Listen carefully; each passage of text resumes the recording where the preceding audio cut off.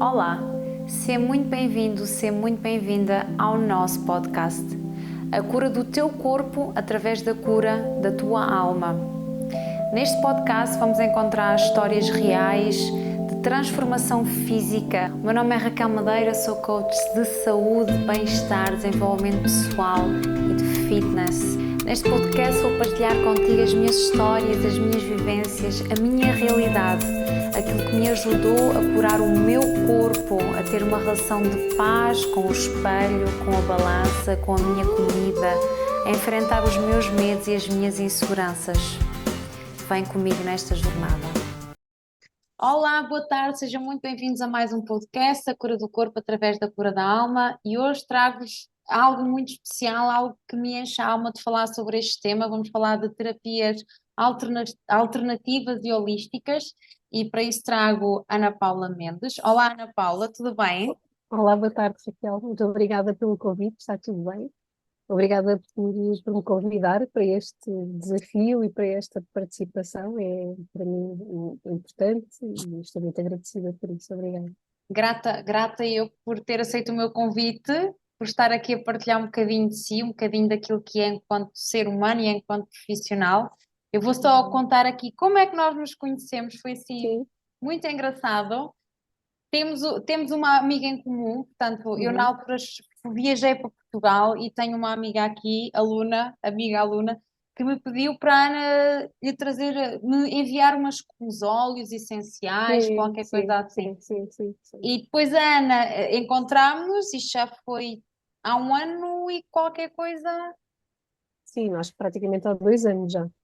é provável, agora não sei Sim. bem exatamente a data, Eu mas a também Ana não foi, sei exatamente a data, sim. Fui ter consigo a casa dos sim, seus pais, andei por lá exatamente, perdida. exatamente. A Ana vive na zona de Leiria, certo? Eu vivo na cidade de Leiria mesmo. E Sim. os meus pais, eu na altura estava em Portugal, e os meus pais vivem no Paço, que é uma aldeiazinha no Concelho de Pombal, no meio, no meio dos pinhais. Sim, que eu não fazia a mínima ideia, mas que lá cheguei. Exatamente. E Lá foi cheguei. muito engraçado, porque depois houve logo ali uma conexão muito bonita, e a Ana Sim, depois conheceu a minha filha, sim, sim. e depois E mais tivemos ali um tarde, bocadinho a conversar, sim, sim, e sem nos conhecermos, e depois mais tarde sim, trabalhou com o meu pai, sim, porque sim, entretanto já vamos à história toda, mas foi assim que nós sim, nos conhecemos, sim. e é um prazer ter a Ana aqui. Muito obrigada. Mais uma vez, igualmente. O prazer é meu. Olha, vamos começar pelo início para quem não conhece a Ana, Uhum. e vamos tentar perceber um bocadinho quem é que é a Ana até ao dia de hoje. Como é que foi a sua infância? A primeira questão é sempre quem é que é a Ana? Ora bem, quem é que sou eu? Bem, eu sou uma mulher que tem 54 anos, e que tem feito um percurso até ao dia de hoje, eu considero bastante rico e bastante preenchido. A avaliar por aquilo que muitas vezes as pessoas que se relacionam comigo me dizem, a minha vida não é de todo monótona. Nunca senti monotonia na minha vida. Eu às vezes costumo dizer a brincar e a falar um bocadinho a sério que quando eu ouço às vezes as pessoas a dizerem-me ai, não tenho nada para fazer, não, para mim isso é uma coisa completamente impensável. Portanto, eu tenho sempre muitas coisas para fazer. No limite, o que eu sinto é eu não tenho tempo para agarrar, para abraçar tanta coisa que eu quero fazer. Então, eu sempre me recordo de sentir isto desde criança. Como eu costumo dizer, nunca tive uma brincadeira, eu tinha duas ou três, eu nunca li um livro, só um livro, li sempre dois ou três. Ou seja, eu tenho sempre muita coisa para fazer. Eu acho que basicamente eu sou isto, eu sou uma mulher que ao longo deste percurso de vida se pauta muito por esta ânsia de querer aprender sempre muito. Costumo dizer que é assim que eu me sinto, eu sou muito ambiciosa no que diz respeito ao conhecimento, à minha dimensão, claro que cada um tem a sua, mas à minha dimensão, porque eu corro sempre atrás do conhecimento, para mim isso é fundamental. Talvez depois pela minha própria, pelo meu próprio percurso académico, eu fui formatada, pelo espírito científico, não é? Então, para mim, as coisas têm que todas fazer muito sentido. O que ao longo da minha vida também me foi criando muitos desafios, não é? Porque que uma das coisas que a vida me tem ensinado é que eu nem sempre encontro a fórmula científica certa para encaixar, para dizer, ok, é isto, está limpo. E de alguma forma este desafio também me foi colocando nos últimos anos no percurso que tenho feito, principalmente nos últimos, de uma forma mais intensa, nos últimos 20 anos, 20 a 25 anos, por aí. Mas basicamente eu sou isto, eu sou a ânsia de querer mais no que diz respeito ao conhecimento. Acho que o que me define é muito isto. Acho que não tenho assim. Pontos tão interessantes que a gente já vamos, eu já vou tirar assim. Mas vamos Peço agora desculpa. voltar, não há problema, vamos voltar ali atrás da Ana criança e depois transição para a adolescência. Quem é que foi a Ana criança e depois adolescente? Uhum. Bem, eu tenho um privilégio, que eu considero um privilégio. Eu sou moçambicana, eu nasci em Moçambique. E, portanto, e venho de Moçambique, eu cheguei a Portugal entre os 8 e os 9 anos. Não voltei a Moçambique, e o ano passado estive quase para ir trabalhar para Moçambique, foi um convite que me fizeram, mas depois acabou por não se concretizar. Mas pronto, mas a minha infância, o meu nascimento e a minha infância é passada na cidade da Beira, em Moçambique, e isso eu tenho a certeza absoluta que até hoje é uma coisa que é muito intensa, não é? É uma expressão que eu uso muito quando quero explicar às pessoas aquilo que representa para mim ter nascido neste continente e na família também em que nasci. Portanto, eu tenho o privilégio de ter nascido e sido criado aos primeiros anos num ambiente com cor, com cheiro, com texturas muito cosmopolita. Portanto, não só a África e a minha cidade não representava apenas a África, a cidade da Beira é uma cidade portuária e, portanto, uma cidade com a China representada, com a Índia representada, mas depois com outra dimensão interessante, que é nós convivíamos muito bem com o povo inglês que estava ali na África do Sul, na Rodésia, e, portanto, na formação do meu pai académica, ele fez a formação dele na Rodésia. Então, significa que e com os portugueses, claro, não é? Então, eu cresci com a cultura portuguesa, mas com a cultura chinesa, indiana e inglesa e africana. Durante a semana eu tanto comia os pratos africanos como indianos ou chineses, ou os portugueses, claro, e o chá das 5, ou o lanche das 5 ao domingo era numa casa de chá inglesa. Portanto, eu cresço nesta panóplia de experiências. E isso determinou muito também daquilo que eu sou, claro, determinou tudo aquilo que eu sou, esta minha ânsia sou muito open-mind em relação a tudo, em relação, hum, hum, por exemplo, às vezes as pessoas dizem, és muito camaleónica na forma como existo, ou eu gosto de praticamente de tudo, porque me habituei, porque cresci assim, a minha experiência, e portanto a minha infância é passada por aí. Quando chego, nós íamos todos os anos a Portugal de férias, mas depois, nessa altura, entre os 8 e os 9, vimos, no final da década de 75, no início de 76, vimos para Portugal. E claro que isso foi uma época bastante complicada, né? Eu lembro-me para mim era tudo muito estranho, porque quando nós vinhamos cá de férias, vinhamos no verão, e portanto a coisa diluía-se. Quando viemos no inverno, viemos no final de um ano, início do outro, e portanto chego com dias pequenos, sombrios, com frio, com chuva, com roupa muito desconfortável, com as que picavam. Então aí foi muito duro, foi muito violento.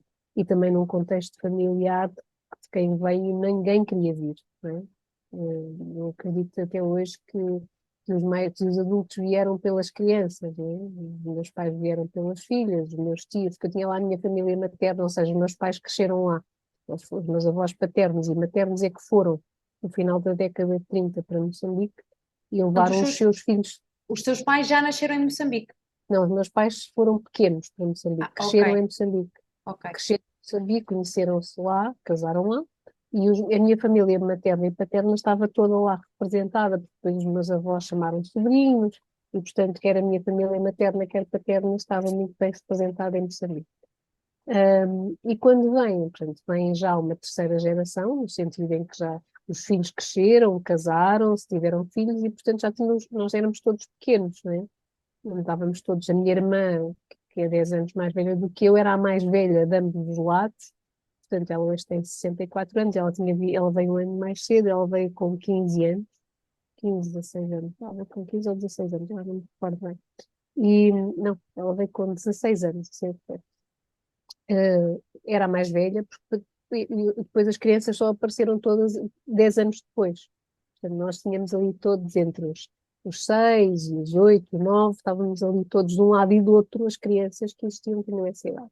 Então os adultos vêm por nós, não é? Vêm porque não querem que nada nos aconteça, não é? Essencialmente por isso. Porque eu acredito que se não fôssemos nós, eles não teriam vindo. A minha família teria sido uma das famílias, ou as famílias tinham lá ficado.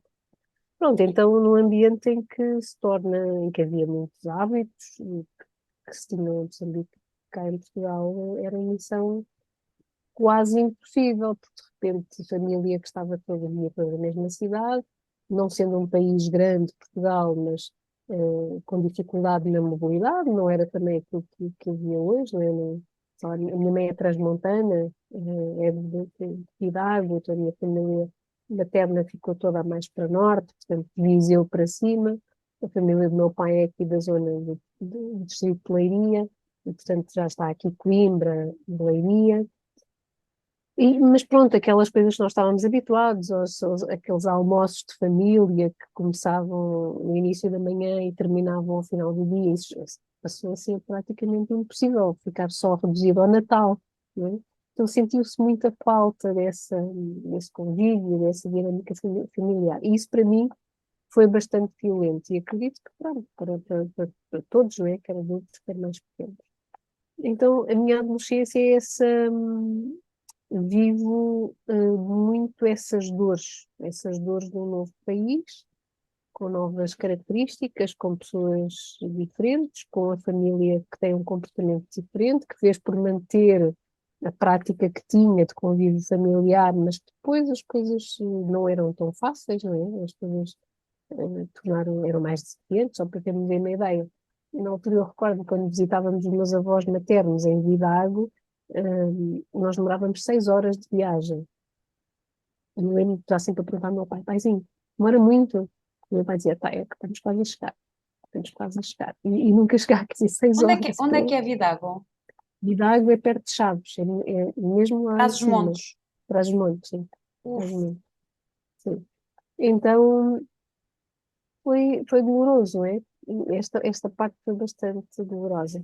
Eu lembro-me de outra situação que me marcou muito, até para aí aos meus 13 anos, quando caíam as primeiras chuvas de outono, eu sentia um cheiro, eu ficava muito ansiosa, e não sabia porquê. Eu lembro-me de olhar para todos os lados e pensar, o que é que se passa? Eu ficava numa angústia até que eu percebi que as primeiras chuvas me recordavam, mexiam as minhas memórias, recordavam a memória que eu tinha do cheiro da terra, na África. Quando eu percebi isso, depois aprendi a gerir essas emoções. Mas houve assim uma série de situações que foram acontecendo, que aconteceram e que foram marcando, né, o término da minha infância e a minha adolescência. Pois eu acho que eu sempre fui uma miúda bem disposta e muito prática, portanto eu não sou do tipo de ficar ali muito tempo com questões, ou seja, quando as tenho faço por as resolver. Claro que acho que o estado adulto depois traz-nos muitos filtros, porque muitas vezes depois nós no estado adulto ponderamos muito, pensamos muito, não é? O que nos dificulta muitas vezes a tomada de decisão e a atitude no avançar. Mas eu, na essência, não sou assim. Sou, sou mais ponderada agora com a idade e mais lenta do que é a minha essência. A minha essência não. Eu tenho uma questão para resolver, ok. Enquanto não a resolver, não desisto. E sempre foi assim, ou seja, os desafios que me foram surgindo por cá, que tiveram muito a ver com este, o ambientar um novo país, uma nova cultura, um novo clima, uma nova forma de viver, eu fui sempre arranjando as minhas estratégias e resolvendo. Pronto. E ficaram pacificamente resolvidas, no sentido em que eu penso nelas, mas não penso nelas como, claro que são questões traumáticas e nós sabemos disso, mas não foram questões traumáticas que eu as tivesse utilizado como âncoras que me impedissem de andar, muito pelo contrário. Foram desafios, eu sempre vi, hoje entendo isso desta forma, claro que é a linguagem da época não, mas eu percebo que sempre encarei como desafios no sentido de me fazer, de alavancar alavancos. Hoje, e passado esses anos todos, já sente Portugal como a sua casa ou Não, ainda não? não, não, não, não. É estranho, às vezes até fico um bocadinho incomodada quando afirmo isto, porque logo a seguir tenho que dizer atenção, eu agradeço muito ao país no qual eu não nasci, mas que a minha família toda é, tá? Os meus pais nasceram cá, os meus avós nasceram cá, a minha geração é a única que nasce em Moçambique, não é? Mas eu nunca me senti verdadeiramente cá, em casa. Eu Eu sinto-me percebo. sempre, eu sou sempre uma outsider, aliás, é uma designação que eu utilizo muito, mas agradeço muito, foi um país que acolheu a minha família, né, ou que voltou a acolher, que nos acolheu a nós, que nos deu as condições para que cada um de nós seguisse o seu percurso e vingasse nos seus projetos, portanto, mas eu também não sinto que deva nada ao país, ou seja, eu tenho esta relação com um país que eu não me identifico e não me identifico mesmo nada. Considero que é um bom país, tem ótimas condições, pessoas excelentes, enfim, tudo muito bom. Mas na verdade, como é que eu ia dizer isto sem parecer assim uma coisa muito Não sente terrível? do seu coração que seja a sua casa? Não é a minha terra. Não é? E com isto as pessoas, "Ah, então vai para a tua terra, não é? Vai para o sítio." Sim, eu se calhar era uma coisa que eu gostava. Claro que na minha terra, por isso é que eu, quando surge a possibilidade ou a ideia de voltar, eu penso muito em voltar.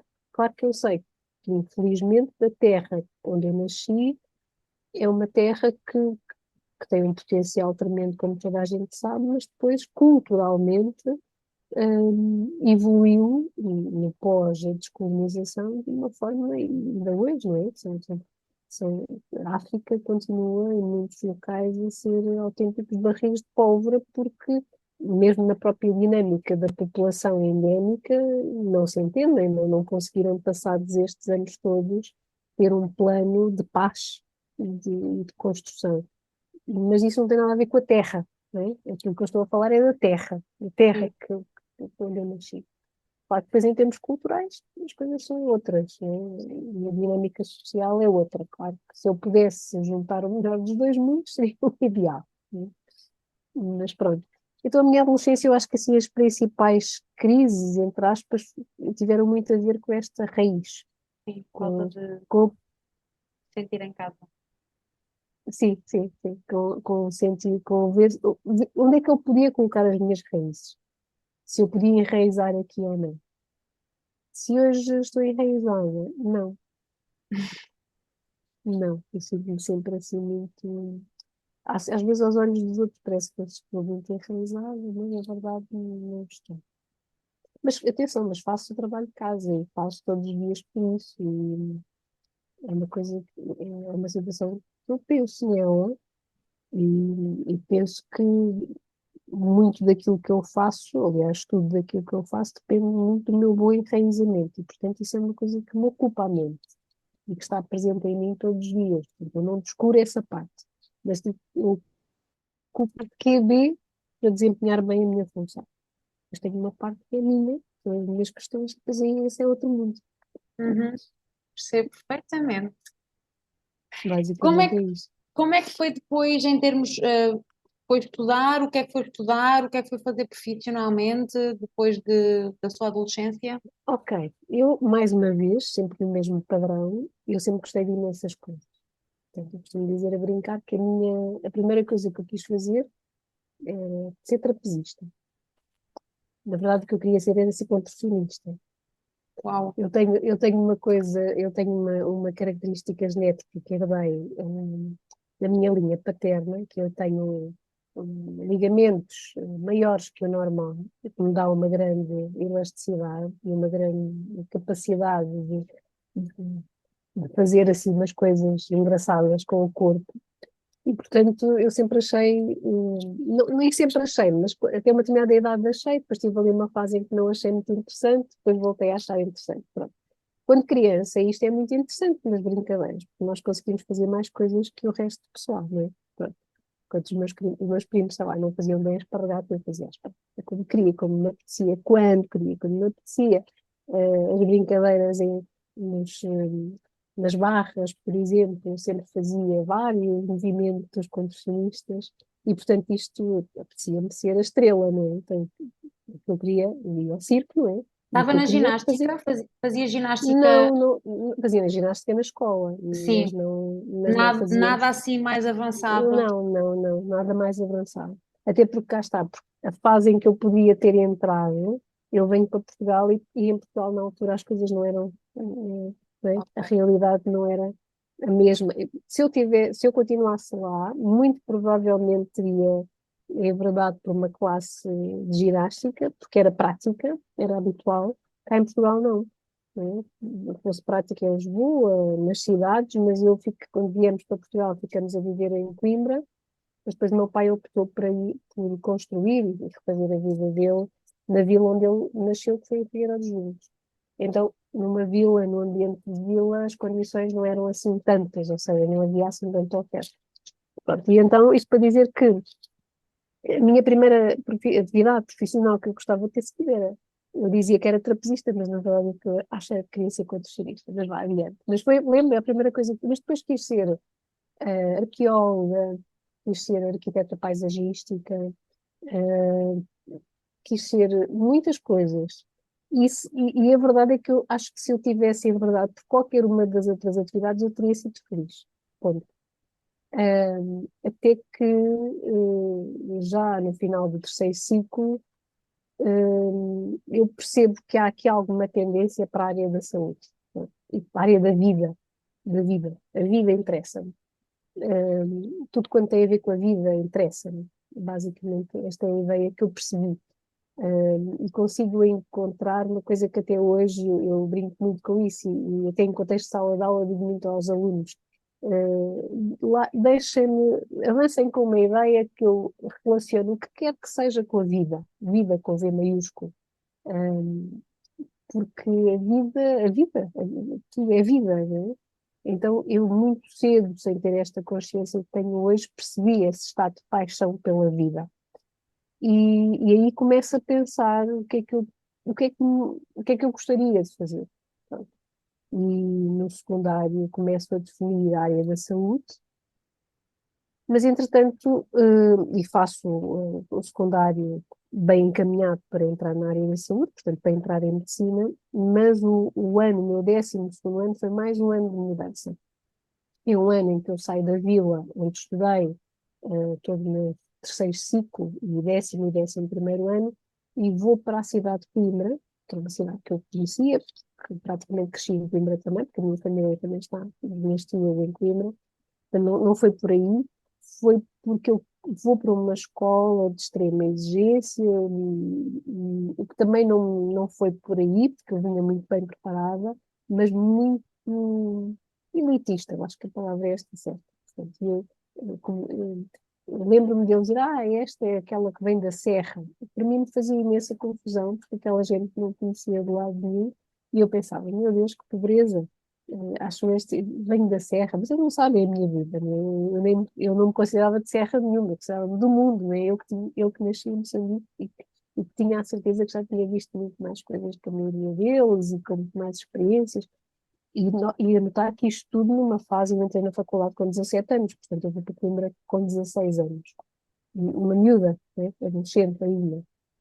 Eh, e então, isto para dizer o quê? Esse ano foi muito complicado, por umas questões pessoais e familiares que acabaram por ser bastante perturbadoras. Eu vou muito abaixo nos exames nacionais e não entro na Faculdade de Medicina por 4 vezes. Uau! Pronto. E aí foi o meu primeiro grande embate. Eu fiquei completamente perdida. Porquê? Porque ninguém me tinha preparado para, Só tinha a opção de eu só, medicina, não tinha a, cer- mais nenhum. a certa altura, depois destas escolhas todas, destas de trapezista, da arquiteta paisagística, da arqueologia, da antropologia, etc., hum, eu depois, quando defini na minha cabeça que era medicina, eu não pensei em mais nada. Pronto. E como ninguém me preparou para o insucesso. Ou seja, ninguém me disse assim, olha, Ana, pode ser que as coisas podem não correr, não é? E se não correrem, o que é que tu vais fazer? E ninguém me disse isso. Ou seja, quase que se partiu de um pressuposto que aquilo era uma coisa, era direitinho, não é? Pronto, e esse é o meu primeiro grande embate. Então, quando percebo que não entro por este valor, né, por estas benditas 4 décimas, podia ser só uma, hum, para mim foi o ter que lidar com uma questão que é, eu não fui capaz de fazer. E aí é um momento para mim de grande crescimento, porque eu não, era como se eu não tivesse, na minha cabeça, o meu percurso quando eu decidia estava sempre limpo. Era aquilo, muito focada, muito objetiva e de concretização. E esta é a minha primeira não concretização. Quer dizer, claro que nem sempre concretizava, mas assim, coisas que eu considerava de valor, de poder, impactantes. E esta é a minha primeira não concretização. Isto foi muito violento para mim. O meu pai, na altura, disse-me: filha, não há problema, fica um ano, olha, queres falar com um psicólogo, vamos conversar, para te ajudar a arrumar as ideias, ficas um ano, sobes as médias para o ano, és muito jovem, estás em com 17 anos, não há problema nenhum, só que eu não quis, que eu não quis, eu hoje percebo isto, na altura não percebi, eu não quis aceitar a minha derrota, para mim aquilo foi muito violento, então disse que não, não, não, não, não, então, não, não, não, o que é que vais fazer? Eu não queria a faculdade de medicina dentária, foi uma estupidez, porque eu podia ter entrado em medicina dentária, porque na altura era bastante fácil, hoje não sei, mas na altura era bastante fácil depois conseguir a transição entre faculdades. E penso, o que é que eu gosto? Eu gosto de biologia, que é a ciência que realmente estuda a vida. Então coloquei 2 cursos. Na minha escolha foram 2 cursos. Faculdade de Medicina em primeiro lugar e a Biologia em segundo lugar. E só numa universidade. Coimbra. Não entrei em medicina, cá está. Cá está, porque os meus cálculos, aí é que eu percebi que não tinha entrado pelas tais décimas. Eu percebi que provavelmente se entrasse, ia entrar ali res vés, como se chama dizer, para ver mesmo por entrar. Pronto, e entrei em Biologia, foi a minha segunda opção. E única, para além desta da medicina. Pronto, depois foi o confrontar-me com outra realidade, que foi para mim Coimbra, a Faculdade de Coimbra era a faculdade na altura que os elementos de família tinham feito o seu percurso académico, as minhas tias, porque o meu pai não fez, a minha irmã, aquilo era tipo assim, toda a gente, a família faria o percurso e eu não ponderava ir para outra faculdade. E para mim a faculdade de Universidade de Coimbra era assim o ambiente das tertúlias, das repúblicas, dessa de Queiroz, das obras dessa de Queiroz. Aquela coisa, a cultura, cá está, o conhecimento. E quando chego à Universidade de Coimbra, com, em frente, sim, uma parte muito interessante cultural, mas a minha parte romântica de final do século XIX já não estava lá, claro, não é? Portanto, estava na cabeça de uma miúda. E quando chego lá, testei tudo. Já ia contrariada, não é? Porque já tinha entrado no curso que gostava, mas não era aquilo que eu queria, não é? No ambiente que eu espero que seja uma coisa e afinal já não é exatamente aquilo. Então o meu primeiro ano foi muito bom, hoje à distância, porque usufruí de todos os outros benefícios da Universidade de Coimbra, portanto, todas as festas académicas, tudo quanto é academia, portanto, eu vivi muito bem, ok? Eu vivi toda a academia, eu sou pela academia, portanto, eu sou daquelas do traje académico, tudo quanto é academia, eu gosto, ok?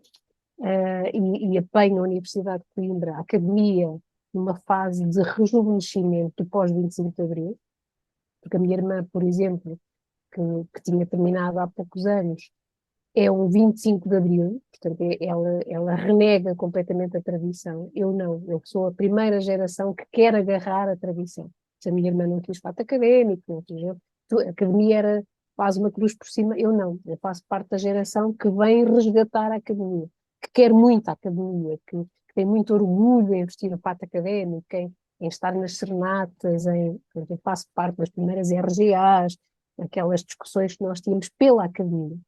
E eu envolvi-me nessas coisas todas. Então, a biologia foi à vida. Ou seja, em 2 anos fiz um. E não foi muito bem feito, na verdade. Porque havia coisas muito mais interessantes da academia. Ou seja, eu acabei por não, ok, essa parte, não encontrei bem aquilo que eu queria, ou aquilo que eu imaginava que ia encontrar. O curso, eu estava contrariada, então, ok, agarro-me a estas questões da academia e lá estou envolvida naquele processo. Mas depois entro mais uma vez em conflito, porque eu sempre fui muito boa aluna e de repente a minha primeira nota de faculdade, a minha primeira pauta, eu vou ver e dizer a 20 tive 4. Uhum. Eu que estava habituada aos 17, 18, 19, Sim, 4. isto para um aluno que está habituado a high performance, ou seja, a ter sempre excelentes notas, acredito que isso não seja fácil de digerir. Não. Então aí foi no momento em que eu disse, não quero saber isto para nada, eu vou olhar para a academia. Pronto. Mas ficou aquilo ali a remoer, não é? E, tipo, ao final de 2 anos, eu tinha feito um mal feito, e, tipo, um ano, na altura, o primeiro ano tinha uma cadeira anual e tinha 3 semestrais, portanto eram 6, 7 cadeiras. Depois a estrutura do curso eram 4 cadeiras semestrais. E eu, ao final de 2 anos, tinha feito um ano, equivalente a um ano de créditos mal feito no sentido em que aqueles 10, 11, 12, aquela coisa ali mesmo, porque eu não me dedicava.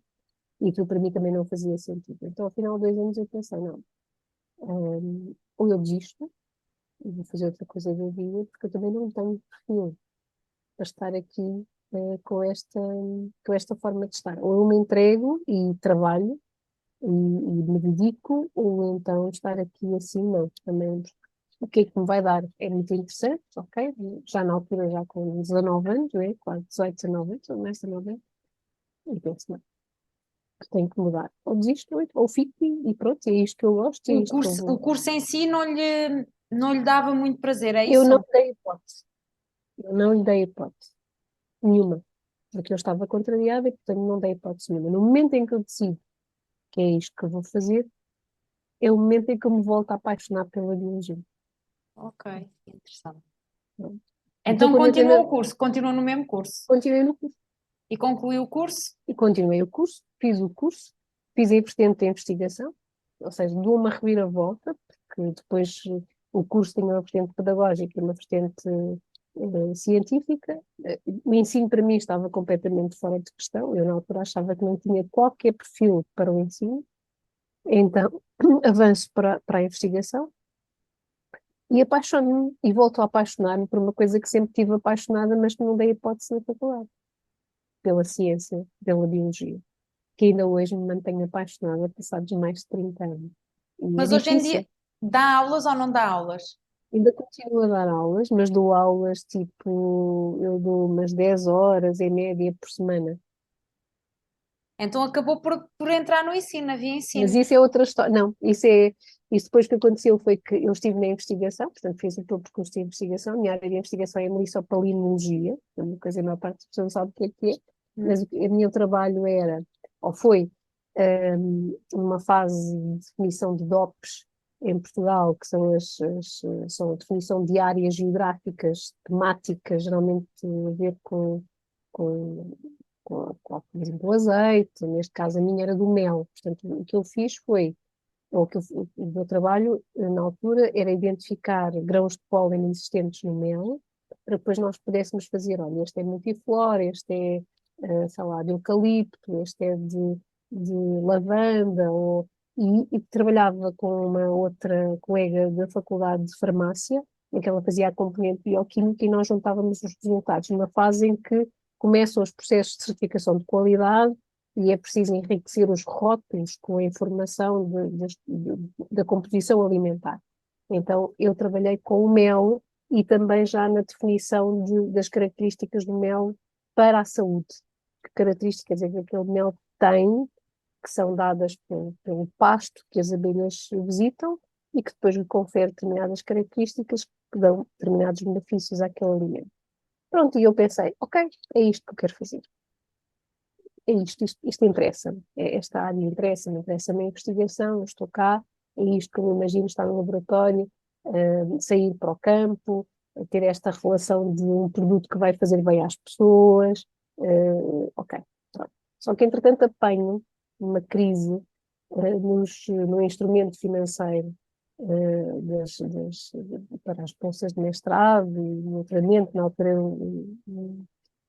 era uma instituição que era a SNICT, que passou ali por uma crise. Nós temos uma crise em Portugal finais da década de 80, e apanha essa crise finais de 80, início de 90, cortaram muitos financiamentos e eu fico ali, eu e tantos outros colegas que estavam a fazer mestrado, outros doutoramento, realmente as bolsas começaram a falhar e eu, que estava ali numa fase de avançar para mestrado,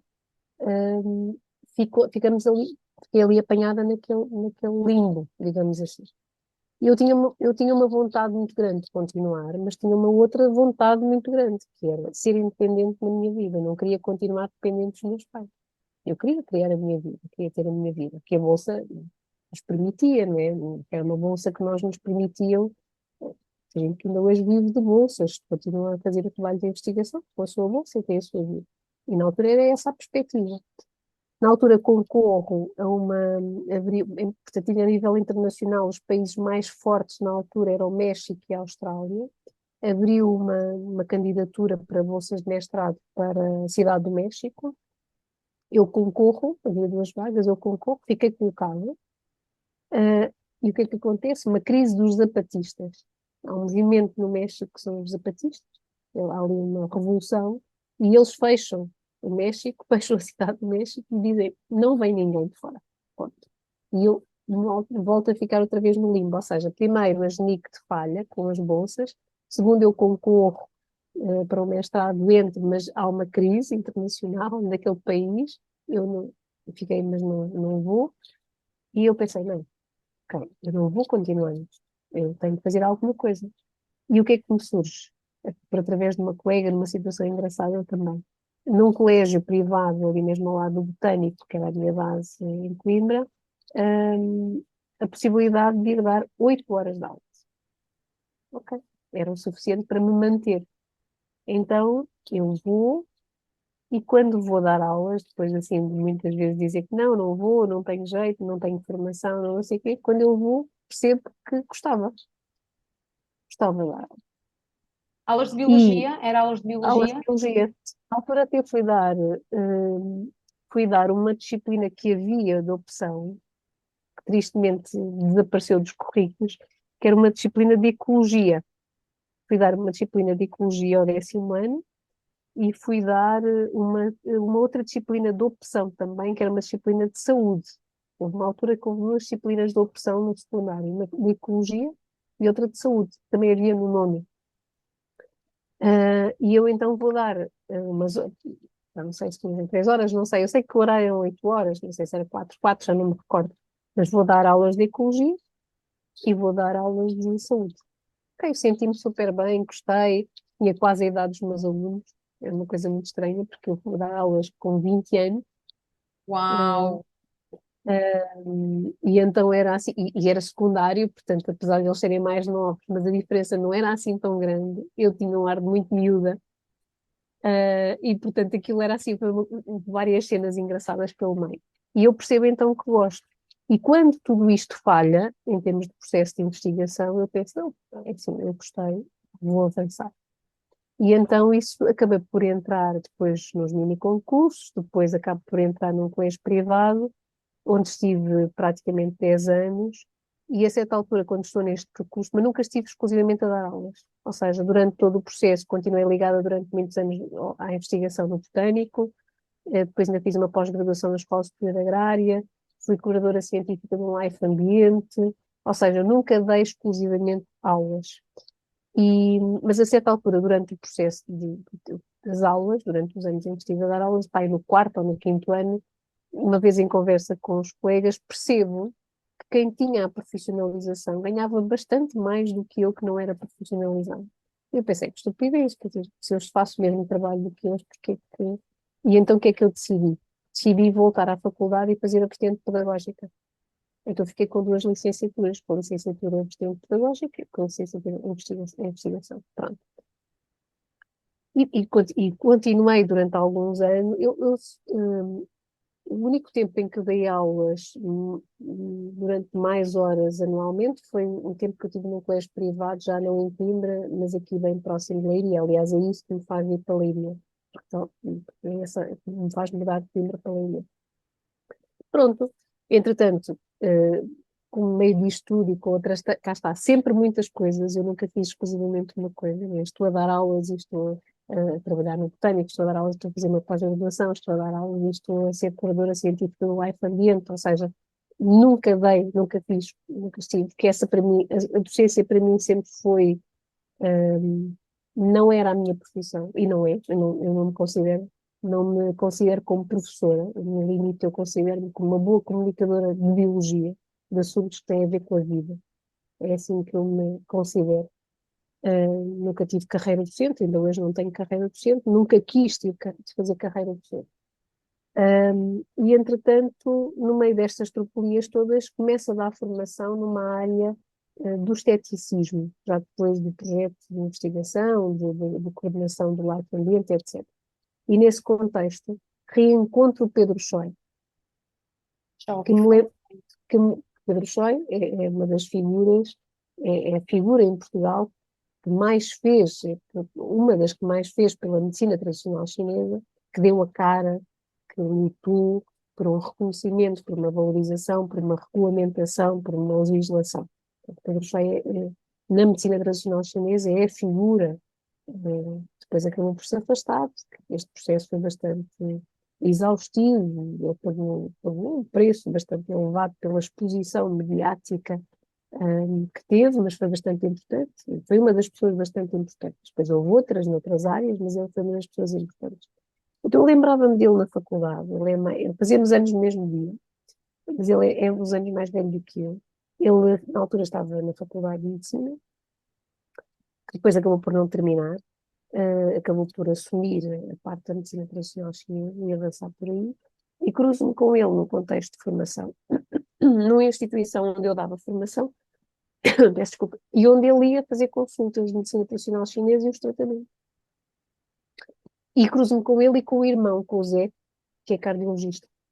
E uma vez em conversa, começamos a conversar, uma vez por semana, eles estavam nessa instituição, e uma vez eles diziam, olha, tu é que tens perfil para fazer medicina tradicional chinesa? Eu disse, eu nunca tinha pensado nisso. Eu, tipo, não. Eu, ainda na altura, quando eles me dizem isto pela primeira vez, eu ainda estou envolvida no processo do tal Life Ambiente, que, eu, que, era um, que foi foram projetos financiados pela União Europeia e que tinham a ver com a defesa ambiental do país, que foram 3 anos e meio, quase 4 anos, eu ainda estava nesse processo. E eu disse, não, nem tempo tenho para isso. Eu dou aulas, estou envolvida com este projeto, trabalho com 9 guias da natureza, no terreno, tenho que ir muitas vezes, não tenho outra decisão. Ok. Só que, entretanto, o projeto terminou. Esse tal projeto terminou. E eu, eternamente insatisfeita, eu penso, e agora? Só dar aula? Não, não, não, não. Pedro falou nisto, olha, se calhar, Pedro, boa, vamos lá começar. Vamos. E Então, começo medicina. A Ana tirou medicina tradicional chinesa. Sim, 5 anos Portanto, de medicina tradicional chinesa. interessante que não tirou medicina, a que queria medicina, digamos, convencional, mas acabou por tirar medicina. Uhum. Então, faço o curso de medicina tradicional chinesa, portanto, na verdade, a minha verdadeira entrada nas terapêuticas não convencionais, que esta é a nova designação legal, em Portugal, são as terapêuticas não convencionais, portanto, o termo que estava na legislação das terapias alternativas, isso já caiu por Já não se terra, usa. isso Ok, não se usa. Legalmente, o que está definido e regulamentado já são terapêuticas não convencionais e complementares. ok. Isto é a legislação que está. Um, e pronto, e então entro neste contexto das terapêuticas não convencionais e complementares, pelas mãos do Pedro Choi, pelo irmão, fazendo o curso de medicina tradicional chinesa. Outro desafio, porque eu muito formatada, não é? Método científico, Estamos a falar de quantos anos tinha a Ana, mais ou menos? Portanto, quantos anos depois de ter formado em Biologia, curso profissional? tinha 27 anos Portanto, na mais ou menos altura. 7 anos depois da sua formação inicial académica, mais ou menos. Mais ou menos, sim. Ok. Um bocadinho mais, porque acabei por terminar com 21, 21, 22, mais ou menos, sim. Por aí, tinha 27,